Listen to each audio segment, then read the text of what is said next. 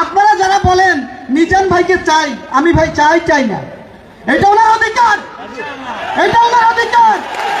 আমার বিশ্বাস আমার নেতা তারেক রহমান লন্ডন থেকে যেভাবে দলকে পরিচালনা করতেন, একটা দলের তৃণমূল কর্মীর খোঁজ যিনি রাখেন, তিনি এই রামগতি কমলনগরের নেতা কর্মীদের হৃদয়ের স্পন্দন বুঝতে পারবেন, তিনি এদের আবেগ অনুভূতি বুঝতে পারবেন, এদের প্রত্যাশা বুঝতে পারবেন।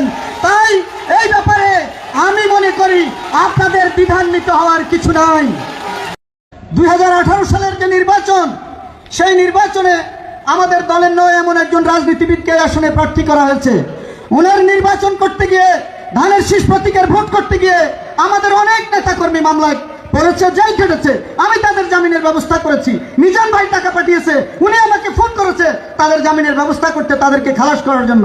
আমার দুর্ভাগ্য, আমি প্রত্যাশা করেছিলাম যে ওই প্রার্থী আমাকে ফোন করে খবর নেবেন যে এই ছেলেগুলো যে আমার নির্বাচন করতে এসে মামলা খেলো, তাদের কি পরিণতি, তাদের কি হয়েছে, কিন্তু কোনোদিন একটা ফোন তার পক্ষ থেকে পাওয়া যায় নাই। তাহলে আজকে আপনারা যারা বলেন মিজান ভাইকে চাই, আমি ভাই চাই না, এটা ওনার অধিকার, এটা ওনার অধিকার।